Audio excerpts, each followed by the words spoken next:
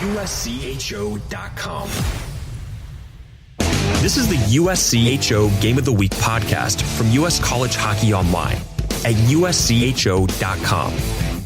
An in-depth look at this week's top college hockey matchup and a preview of the other big games. Welcome to the USCHO Game of the Week podcast for Thursday, February 27th, 2020. I'm Ed Trefzger alongside Jim Connelly.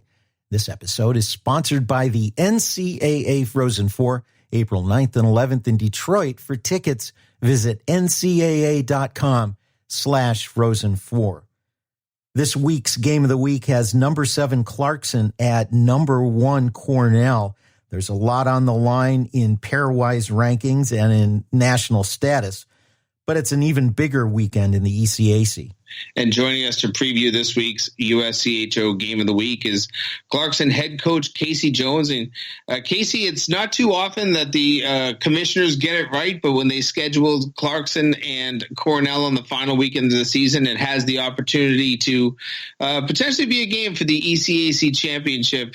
I know there's something you have to take care of on Friday night, or you don't even get to that point, but got to be a good feeling to be there at the end, ready to play for a championship.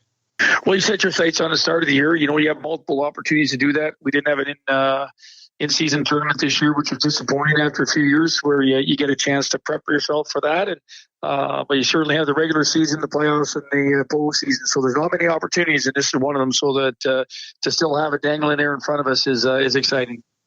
I've watched this race between you and Cornell from afar, and you know, when it started, it looked like a 4-team race, and now it's down to 2, certainly. But the amount of games that you folks have won night in, night out, both you and Cornell, down the stretch has been pretty impressive. This has been a neck and neck sprint to the final. What do you think about the way your team has played down this stretch? Yeah, we had the hiccup on Friday. I think probably Shane's team had it down at QPAC. So you get that where you're probably winning a few games and doing some things that you're still seeing positives, but you know something's coming. You know it's you're leaking a little bit, and we were for a while. We were doing enough. We weren't prepared to start the game against Harvard. They got a couple bounces, but it was good for us to get kind of whacked and get refocused here on who we are. So.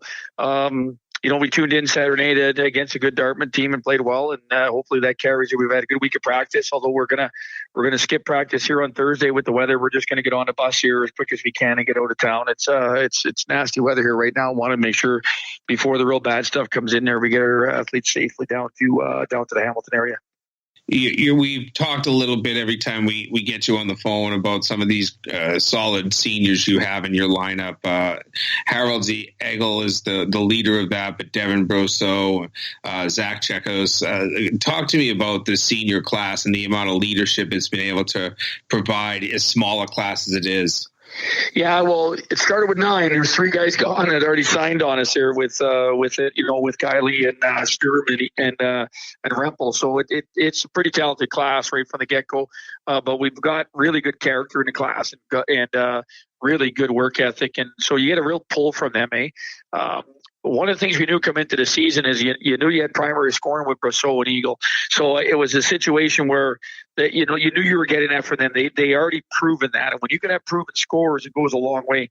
But more importantly, we had proven depth on the back end with our veteran decor, with Schneider and Morrow and Kuzmeski. They've been through a lot of battles, been through a lot of had a lot of miles on them where they had a lot of critical big games that they've had that experience that they could pull us along. And they're are they offensive? No, but they're really good, difficult defensive to play against, long, athletic. So they kind of set the stage. And then we had the question mark in net, and you get a senior transfer there in Frank Marat, and that's our class. So we have good players every position, and that's usually a good thing for you when you have a senior pull and those guys they get going because it's the last kick of the can for them, and then all of a sudden everyone kind of falls in behind and feels their pull. It's a great feeling. This has kind of been the year of the senior or graduate transfer goaltender, I guess you call them. Out in Hockey East, in my territory, we see, I think, at least 3 of them on a pretty constant basis out here. And you just mentioned Frank Marat, a transfer from Robert Morris. What has he brought to this team, and how did it actually have to change what you did recruiting wise? You have a goaltender that you were able to put off for a year, knowing that you had the experience in Marat this season. Yeah, we had two young guys playing in USCHO that we really liked, but they needed some experience, and we didn't want to rush them. The position is that when you get rushed to that position, it's a lot of maturity, and we were forthright with them, an opportunity to get a transfer. They were good with that. So it was a situation we had planned for those guys to be coming a year out anyways. So it really wasn't anything new. We wanted to stay the course with their plan versus fast tracking somebody and getting them in before they were prepped and hardened and all that and been through all the. We want guys to face adversity and difficulties in juniors to get that out of their system before they get here. It's kind of what you want as a coach. So when they get here, they're a little hard, and that was a real good opportunity for us. We knew that we might still have to do it if we didn't get a grad transfer, but Frank being from Montreal and a close to home, an opportunity to play on, and he did his research and knew we had a really good team. So I think it was an obviously attractive position to come to. We've got some goaltending here that was coming in that just didn't have any experience, but we think is good.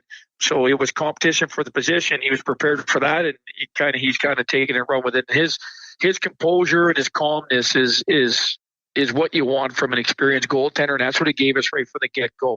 So there was no concern about that. We could play aggressive, we could play our style, and not be concerned with a mistake or a turnover because he had our back there. That's the beauty of a great goaltender. I saw Frank play probably 8 or 9 times during his 3 years at Robert Morris, and he was a good, solid goalie, very good goalie there, but it seems like he's exceeded that. Has he gone beyond your expectations for him? Well, I think it goes back to, it depends on how you play too, right? I mean, we like to think that we the primary shots that we give up are in front of him and make sure that the second chance opportunities aren't there. And he's done a good job of swallowing a lot of pucks and all that. So we think if he sees it, he's going to stop it. We try to make sure we take away the backside, just like any good defensive team does. And I think he's just let in. I think there's an unbelievable confidence in what he can expect. So I think there's good in that. And there's a good match with our goalie coach, and his work ethic's unbelievable. Like that, we were talking the other day, for a starting goalie that's played every game. I don't know if I've come across one that does the stays consistent with the regimen and what his needs are. And this time of the year, we're doing maybe a little bit less flow with shooting specific drills and a little bit more just dialing in, and we're getting in and getting out. But he's getting his work in, and he's staying attention to detail. I give him a ton of credit. The maturity level on his is real good. Exceeded expectations. I think he's one of the best goalies in the country. So we went from a panic situation without experience last year to one of the best goalies. So I'm saying that exceeded our expectations. Coming up after this weekend, you've earned that first round bye in ECAC hockey. How important is it to get that extra week of rest and preparation at this time of year? Well, we learned last year, we had it the first year. I thought we didn't deal with the bye great. I thought we were a little bit flat on it coming out, not prepared. I thought last year we learned a good routine to still be going hard, but more days off. So I'm hoping we can carry that over. And then you get your guys rested. You get your and it's not just taking days off and healing, but it's mentally exhausting as you get down the stretch, right? So it's really, really good to get that mental freshness and that excitement around it. Less practice time, less time around where there's tense, and before you ratchet up the following weekend and hopefully to make a run. So that's where I think it's really valuable. You have to stay sharp, but just have mental, not really necessarily dialing in as much for a week or so before you get after. I think it does a world of good for the guys from the shoulders up going forward. I think that's where the value comes big time. Casey, obviously we're talking on the Game of the Week podcast because there is a big opponent. We've mentioned it as Cornell, and you played them once before up at your barn back in November. It's probably two very different teams, knowing that there's been so many games played since then. But as you look at them on tape, what do you see, and has anything really changed from the first time? Is there similarities? Are there differences? Well, the big difference is early in the year, obviously, with Mike and his staff there, they've tightened everything up, right? So early in the year, you can lick your chops a little bit more in terms of getting the scoring chances you need if you get behind to come back in the game, right? But right now they're not giving much. They're swarming and all that. So you have to be. I think if you play against them, there's a couple things. You got to try to score first if you can, but if you don't, you can't panic. You got to be prepared that to be patient. It's a game where if you get frustrated and you're not getting scoring chances, and all of a sudden you take risks and the risk leads to their scoring chance, they can separate themselves from you pretty quickly. So, it's just a mature, patient game that you have to be prepared to play. And, you have to be prepared to win puck battles and you have to be prepared to defend as well. So we go in there with a big, I think we have a big game mentality here, guys. We've been around it enough. We know what's at stake here. There was a lot at stake for that first game when it was up here because, we had knocked him off in a tournament at the end of the year last year for the ECAC championship. A little revenge there, and now we got something at stake here again with a lot on the line. I'm watching. I can't believe where their penalty kill percentage is at because when I watch on tape right now, I think they got that going a little bit. So we'll see. It's going to be a fun game. We want to get through Friday night with an opportunity to play. And get a chance to be in that environment with a lot on the line. It's kind of what you crave as a coach and crave as a player. Well, you just mentioned it. If a win on Friday night for Clarkson against Colgate, that will set up a championship game on Saturday for the ECAC title on the line at Liner Rink. So we're rooting for that for sure. That is even as journalists we love to see. You love it as a coach. We love to see it as journalists. So best of luck, Casey. Obviously Friday and then Saturday. It should be a great atmosphere if there's a trophy on the line. So best of luck to you. Thanks a bunch, guys. Appreciate talking Clarkson hockey. We'll see you Saturday. That's Clarkson head coach Casey Jones. More of the Game of the Week podcast coming up after this word from our sponsor, the NCAA Frozen Four, April 9th and 11th in Detroit. This is the USCHO Game of the Week podcast from US College Hockey Online. Every time you show up, every time you make your presence heard, whether you clap your hands or stomp your feet, lead the chant or join the chorus. However you choose to be a fan, you make the game. The NCAA Frozen Four, April 9th and 11th at Little Caesars Arena in Detroit. Visit ncaa.com/Frozen4 to get your tickets today. This is the Game of the Week podcast from USCHO. I'm Ed Trefzger alongside Jim Connelly. Jim, the Game of the Week has Clarkson at Cornell on Saturday night. Clarkson has to get through Colgate on Friday. Talk about great scheduling, as you mentioned at the beginning of the podcast. The top two teams in the ECAC, possibly for all the marbles on Saturday night. Well, it's a commissioner's dream. You always want to be able to be in an arena knowing that it's possible that you can present a trophy on the final day of the regular season. And right now you're in that position. If Clarkson actually wins on Friday night against St. Lawrence, then they're in a position they'll have already clinched a share of the trophy, regardless of what happens to Clarkson when they're playing Colgate. But if both of those teams can hold serve, it will come down to the point that you can have co-champions. I don't even know how the tiebreaker goes, because if Clarkson is to tie things up, they'll have won once. Cornell will have won once. I don't know how their tiebreaker in the ECAC goes, but co-champions will just call them, and that's exactly what they'll be.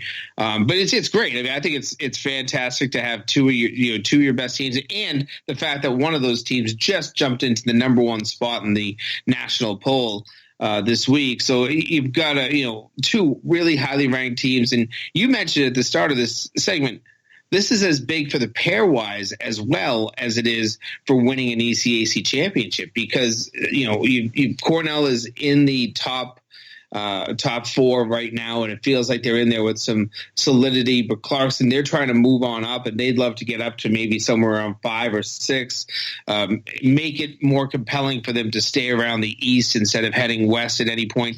Whereas if you drop down, I still feel that puts you sometimes in a position where you get pushed out of the East, especially if Cornell stays at 1 and you drop into a 4 seed. So pairwise implications for this single game will be pretty big as well. You brought up a good point. Pairwise makes a big difference, not just for the top four, but whether you're like number 6 or 7 versus number 11 or 12. It may be a small thing, but being the home team in the first round of the NCAA tournament means last change, and those are some small but possibly decisive advantages that a team could have. Yeah, I've heard some coaches say, just get me into the field and we don't care. But you know that teams really would prefer to have the last change in an NCAA tournament game. And the higher you can be, the more opportunity there's going to be. You know, if you're a number 2 seed, you're obviously going to have it in the first game. But, you know, all you need is one of those annual number 4 over number 1 upsets, and you'll have it in the second game as well. So those are the types of things that people kind of overlook in the pairwise, that the math of just positioning and what that can really mean. Another thing to look for in the ECAC this weekend, RPI and Harvard. Rensselaer just 2 points behind Harvard in the standings for that last first round bye. RPI and Union are at Harvard and Dartmouth. Harvard had a great upset on Friday night over Clarkson, but then stumbled the next night in a 6-3 loss to St. Lawrence. The Engineers have quietly put together a good season. This could be a big weekend for them. It certainly could. You know, Harvard, here you're in a position to lock up home ice. I believe they were probably in that same position last Saturday night. I think that would have been a tiebreaker. But you lose on Friday to a very good RPI team at home, and now you're in a position where you're going to have to win likely on Saturday, and then you're going to have to figure out some math of who's going to have tiebreakers and whatnot. So a lot on the line for both of these teams. I'm really impressed with Dave Smith's club and the way that they're able to kind of pull this season together in the second half, play their best hockey down the stretch. And then, you know, a Harvard team that's just been inconsistent in the second half, they're looking to kind of save themselves from having to play 2 rounds just to get up to Lake Placid. So a lot on the line, certainly, for both of these teams. When we turn to the Big Ten, a couple of teams are in contention for first place in the league, the regular season championship. That means a first round bye in the playoffs. Penn State season ended last weekend, but 2 teams vying for that possible number 1 spot are Ohio State and Minnesota. Wisconsin is at Ohio State for a pair. Michigan is at Minnesota. Minnesota is somebody that Arizona State needs to watch because the Gophers are just behind them in the pairwise. Wisconsin, who swept Arizona State last weekend, maybe a little bit of spark, nothing much to play for except momentum. Michigan has been putting together a pretty good second half of the season. These should be 2 really compelling matchups this weekend. It certainly has the ability to be. And the great thing is all of the 6 Big Ten games, maybe not on national TV, but they're at least on regional TV. And Friday, all 3 games were on national TV between Big Ten and NBC, which I just love when you're able to put that much great college hockey on television down the stretch. You're certainly right that this should be interesting. You know, the amount of points each team gets up. Has Penn State done enough to win the league, as they have to sit idle this weekend? We'll see. You know, if either of these teams can pull off a sweep, and you know, sweeps shouldn't be as hard as they are, but man, in the Big Ten, the sweeps seem to be very, you know, almost impossible to come by. So if each of these teams end up getting 3 points out of the weekend, split their series, then you can crown Penn State a team that didn't even have to play in the final week champion. So really interesting watching how these standings have taken shape down the stretch. When you get into leagues like the Big Ten and the other 3 leagues that have 3-point wins, you hear coaches talk more about getting 4 or 5 points out of the weekend. They're talking about points more than wins a lot of time. And certainly getting points you can get. If you get to a tie and can pick up 2 out of 3 points, that's almost as good as a win and maybe enough to win the league. So we'll see how that all develops. But the league that really intrigues me is Hockey East. 9 teams vying for 8 positions and a lot on the line. It's so close and so jumbled up. We talked earlier in the week with Mike Cavanaugh on our Spotlight podcast, and he's the head coach at UConn. UMass and UConn home and home games this weekend, number 8 UMass in the fray. But UConn, 7 out of 8 wins in Hockey East coming down the stretch. They are as hot as anybody in that league. They are. I mean, probably one of the hottest teams in the conference. And then you look at UMass, a team that, yes, they've had their wins, but they've had a number of losses in the last few weeks. I think that it's 6 losses since the start of January. So you're trying to make sure that you're battling for what you can achieve. For UMass, they can win a league championship still. It's a little bit of an uphill climb after not getting 4 points last weekend against Lowell. This weekend, you feel like you should be able to take care of UConn. It's a team you've had some success against, but I love the way this UConn team is playing. They've got some depth scoring right now. Their goaltender's playing well. It's going to be a battle both nights. And if there's any team out there that I think could slow down UMass, it's this UConn team. New Hampshire has home and home with number 12 Lowell. Both those teams battling for position. New Hampshire battling just to stay in the playoffs. They are, but a couple of wins and suddenly now you're in the home ice mix. And Lowell, they're in a position that if they don't get the wins, they'll almost drop themselves out of contention for home ice. So there's only 3 games left for a couple of these teams. A few have 4. Obviously, we've talked about it. Some teams are almost done. Merrimack will be done after tonight. But you're talking about just trying to find your position in the standings. And right now, I think that both of these teams have a lot on the line. You throw in the fact that for Lowell, it's not just about taking care of position and getting home ice. It's also going to be about whether they can get enough points down the stretch here to qualify them for the NCAA tournament. Right now, just on the wrong side of the bubble at number 16 in the Pairwise. Northeastern, ranked number 13 this week, is at Vermont for a pair. You'd think that this would be a very important weekend for the Huskies to come away with 4 points, but Vermont, they have a lame duck coach and a guy that I'm sure that they love in Kevin Snedden, and they've played very well for him all the way down the stretch. And I would not be surprised to see the Catamounts show a little pride and really put together a tough weekend for Northeastern. Listen, they were really tough last Saturday against Maine up in Orono. It was a 0-0 tie after all 65 minutes were played. But the number of times that I thought Vermont was going to score the first goal of the game late in the third period was astounding. They had a breakaway. They had some 2-on-1s. They just weren't able to execute. That has really been what their problem has been this year, was just finding the back of the net. But you never know. Northeastern, a good team, but they tend to play sometimes a little bit more wide open defense. And if you're a Vermont team, you're just looking for those opportunities to go. Next thing you know, you might get a few goals here, and a goaltender in back, Stefanos Lekos, that's playing his last games in Burlington this weekend. He probably feels that there's a lot on the line as well. This is an interesting one. It's home and home, but split over 2 weekends. Number 15 Maine is at number 19 Providence. What a story it's been for both teams this year. A good one for the Black Bears, as they have been almost unstoppable at home with just 1 loss in Orono. And then Providence, who's on the verge of not even making the Hockey East playoffs and well outside the top 16 in the pairwise. These are huge games for both teams, but you got to think that it's a desperate game for the Friars. Really desperate. I mean, they haven't been collecting the points at the right time of the year, and they've watched themselves slip down the standings. Maine, hey, listen, this has been a fantastic season for them, and they're in a position where I think if they can get a couple of points here this weekend, they'll feel like their home ice footing is a little bit more solid than it has been.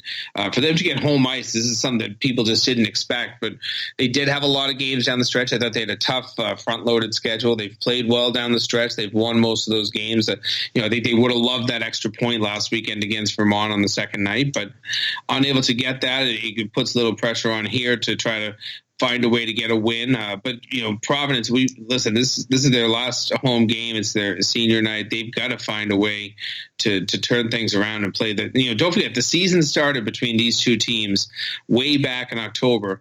Providence won that game 7-0. And imagine if, here we are, the last 2 games of the season for each of these teams, they're going to play each other again. If that is reversed and Maine is winning these games, what a turnaround this will be for the Maine team. Lastly, in the league on Saturday, a single game, number 4, Boston College at BU. BC is in first place right now, still with a few games to play.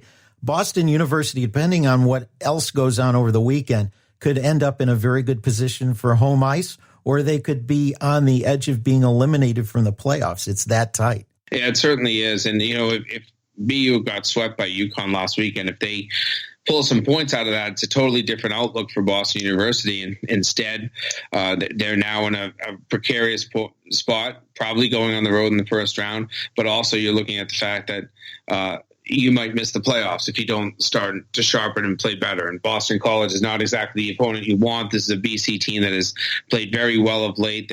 They're in a position where they can almost secure the league championship. I think if they win tonight against Merrimack, then by the time we get to Saturday, they sure will be in a position to secure that league championship. So it's a typical BCBU series. I would expect a lot of great intensity.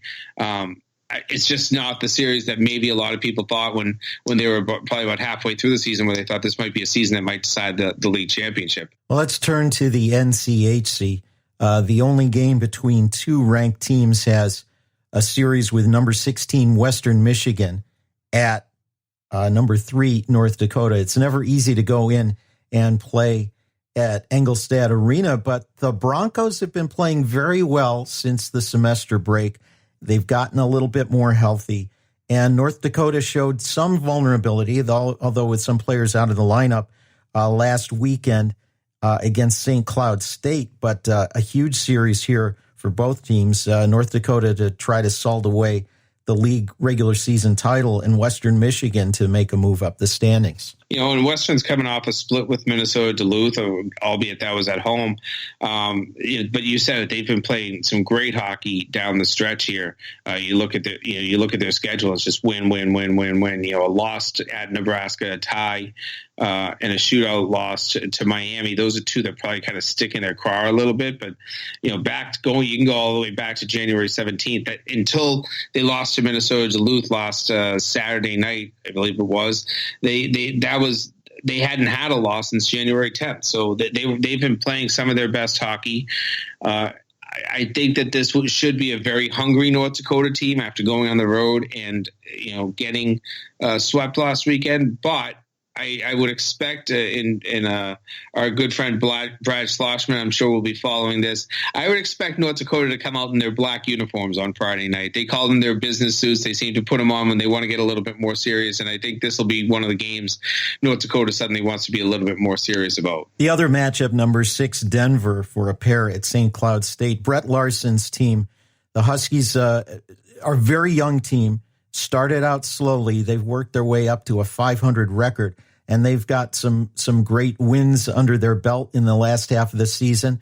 A weekend sweep at home over Minnesota Duluth, a tie with a shutout or a shootout win, and a win over North Dakota. So 5 out of 6 points against the Fighting Hawks last weekend. Number 6 Denver comes in to see them. This should be a great series. It should be a great series. Obviously the fact that this is on home ice, a place that St. Cloud has had their most success of late, that's very helpful. It's been a while since they've actually dropped a game. You have to go back to January. They had a perfect month of February so far. So, listen, Denver's going to be hungry as well because they want to make sure that they're not losing some of their positioning within the pairwise.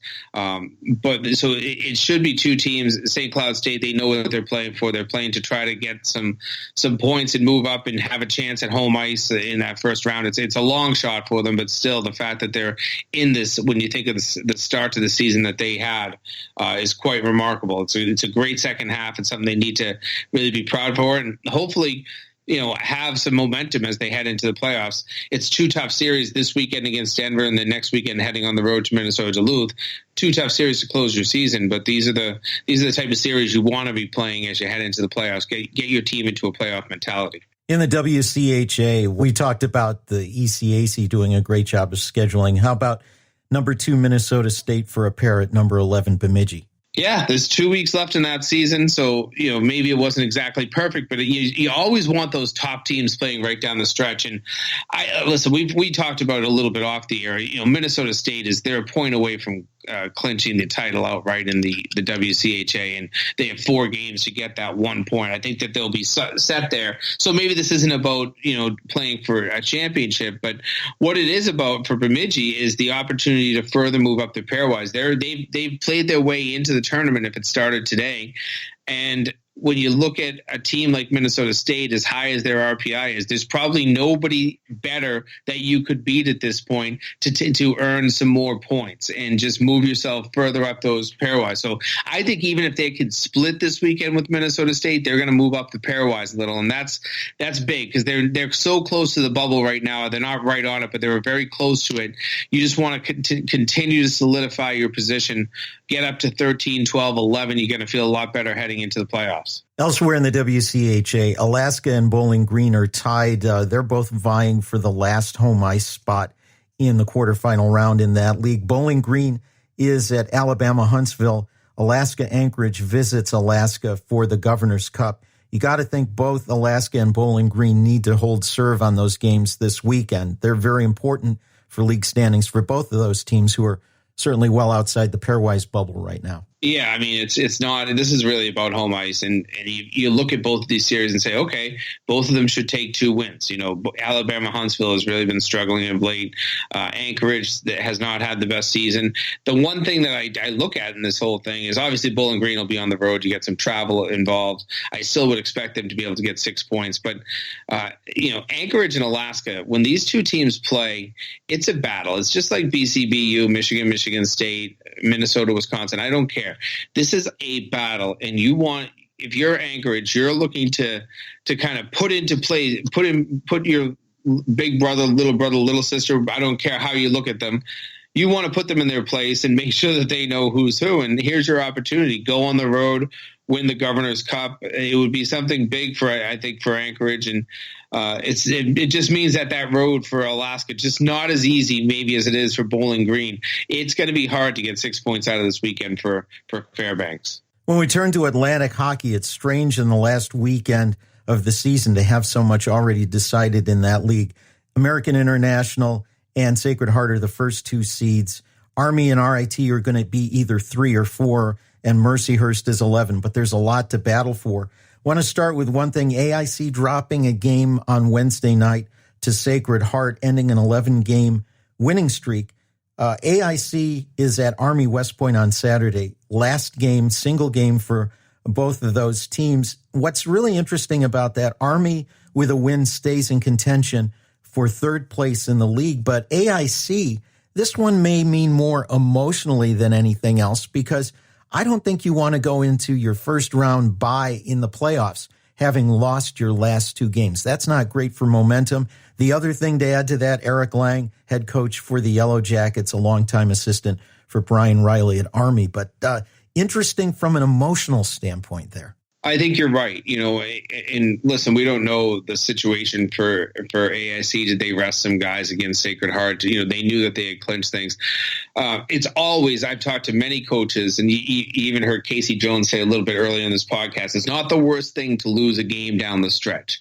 You kind of humble yourself. You bring yourself back to reality. The tough thing is if you lose back-to-back games down the stretch and you have no more games before the playoffs. That's the situation that AIC is in. They have to be hungry here and want to get this victory so that they can know that they're playing their best hockey going into the tournament. I think that they understand that they're a good team. This 11-game winning streak that came to an end on Wednesday proves that 100%. But at the same time, you're looking at putting yourself in a position right now that if you don't get a win this weekend in your only game, you might not have that momentum that coaches love to have. I wouldn't worry about it too much, but at the same time, if you've played a great season, you've had a championship, the last thing you want to do is put any doubt in your mind that you're the best team. And I mentioned that battle for 3rd and 4th place. The other team battling for 3rd is RIT. Either team that finishes 4th is going to take on one of these 3 teams: Air Force, Robert Morris, or Niagara. Air Force is at RIT for a pair, Robert Morris at Niagara for 2 games. Robert Morris and Niagara are tough teams. Niagara may be the hardest playing team in Atlantic hockey this season. This is going to be interesting as all of those battle for that. And whoever finishes 4th, I don't think I'd want to be the one facing Air Force, Robert Morris, or Niagara. Yeah, third could be a big difference maker. Although, as you say that, one of those three teams is going to probably finish sixth. Granted, they have to get past Mercyhurst in the first round to be able to play in that second round. But I think that you look at some of the teams that are right around the midway point in Atlantic hockey, and they're tough. They're really tough competitors. I've seen Niagara play this season. I think that they have a really good game. I like everything that they do, and I haven't talked to Jason Lammers. He just worries about the flipping the switch, and you would hope in a playoff series that switch would be flipped on no matter what. That's one of those things you have to worry about. But I think this should be a great weekend of hockey for all of those teams. And then when the standings play out, I guarantee the Atlantic hockey playoffs are going to be more than competitive. There's always an upset in the first round, and you only have to go back a couple of seasons to have 6 fall to 11 2 years in a row. So we'll look forward to all of that. Well, a great weekend of hockey coming up as it leads into the playoffs. Jim, this has been kind of an extended version of Game of the Week because of that. And we've been sponsored by the NCAA Frozen Four, April 9th and 11th in Detroit. For tickets, visit ncaa.com/Frozen4. For Jim Connelly, I'm Ed Trefzger, and we'll catch you next time. This has been the USCHO Game of the Week podcast, a production of U.S. College Hockey Online. Visit uscho.com/podcasts to listen or subscribe.